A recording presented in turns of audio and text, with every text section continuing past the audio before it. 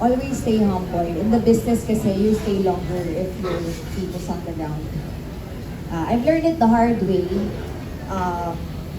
Yeah, so love the process. And kasi ang bilis lang eh. Mamaya adult na kayo, diba? Like me, it's really quick. So enjoy it. And yeah, just be true to yourself. Huwag kayong manggagaya. Yun lang. There we go. Maraming salamat po. Beautifully said, everyone. Next, we have a TikTok content creator, Jezreel Ellie. Hello po. Ayan, dito po ako sa likod. Ayan. Sa mga ganitong, hello po. Hey guys, congratulations. Yan. Ito yung mga feature stars natin. Wow. So sa mga ganitong reality competition, kadalasan kasi gusto lahat na i-showcase yung strengths nila. And that's completely understandable, di ba? So, pero kanina may isang sinabi si Miss Christine Reyes dun sa PTR na sabi niya, isa sa mga hinahanap niya sa next big star is yung authenticity. Someone who doesn't feel the need to show off. So, and someone siguro na was willing to embrace his or her weaknesses. So with that in mind, no, what's one weakness or flaw that you have but you think could actually become your advantage in this competition? Let's start with you again. So, thank you po sa question. For me po, siguro po yung weakness ko is my own thoughts. Yung pag-overthink ko po sa gagawin ko. Kasi, sobrang, kagaya po na sabi ni Miss Christine kanina, yung kalaban po talaga namin is yung sarili namin. And kapag kalaban mo yung sarili mo, mahirap po talaga ibigay kung ano yung gusto mong ibigay, mahirap ibigay yung best nyo. And yeah, for me po yung weakness ko is yung mga bad thoughts ko sa sarili ko, yung mga pag-overthink ko po. Pero siguro po magagamit ko po yung mga sobrang pag-overthink ko sa paggawa ng creative imagination at sa pag-improve po ng aking mga skills. So ayun po. Salamat. Ako po siguro yung weakness ko. Yun rin po. Same thing with Miguel. Yung pag-overthink. Pero I'm still learning to trust the process and just enjoy the moment.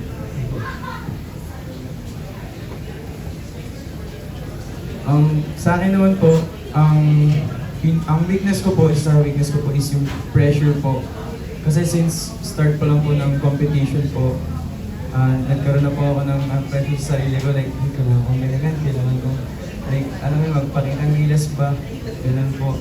Pero like, gagamitin ko po yun as advantage din po kasi ipapatunayan ko sa sarili ko na mali ako. Yeah.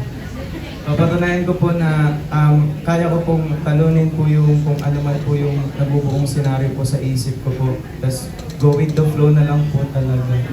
Opo. Positive. Positive.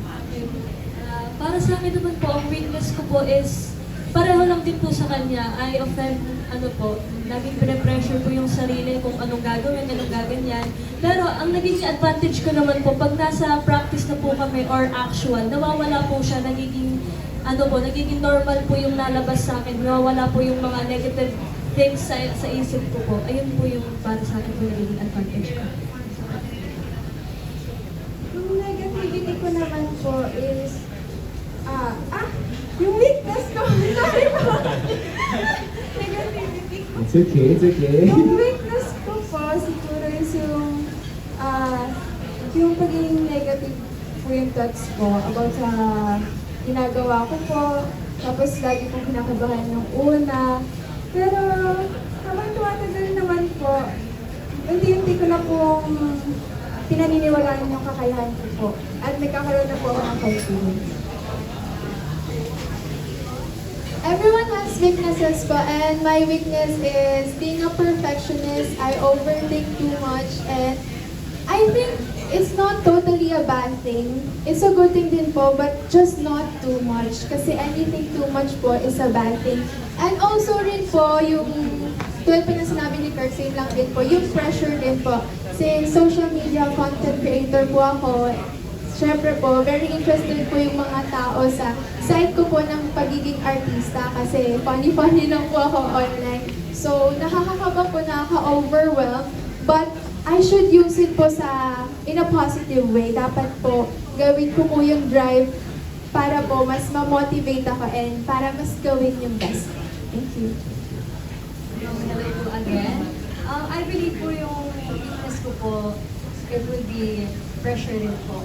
Kasi po every time na may competitions po akong sinasalihan, I tend to overthink. Kinakabahan pa rin po ako hanggang ngayon. Pero something about Dina, hindi po kasi nawawala sa akin yung mindset na pressure is my friend. I've become friend with the pressure itself po. Kaya po, kahit kinakabahan po ako, and once I'm on stage po, game face on na po ako. Game face on. How about you, Mish? For me po, my biggest weakness for me is yung hindi ko po may tatago yung totoong sarili ko po. Kasi, ewan ko lang po, nahihirapan lang po ako, like parang takipin yung totoong personality ko. Kaya kung ano ako ngayon, yun na po talaga ako. At siguro ito yung advantage din sa akin kasi at least makilala niyo rin ako. Kaya authentic na din. Yun lang po. There we go. Thank you. Thank you. Maraming salamat. I think hindi naman weakness yun, diba? I think it's a superpower. Thank you so much, guys. Next, we have from Pika Pika, Adam Lorena. Hey, Adam. Hello po. Hi, good evening. So, ang question ko lang po sa judges. So, after this competition po, ano po yung inaasahan yung tahakin ng finalists, win or not, after this competition? Ano yung I-expect yung next step nila after this competition, win or not?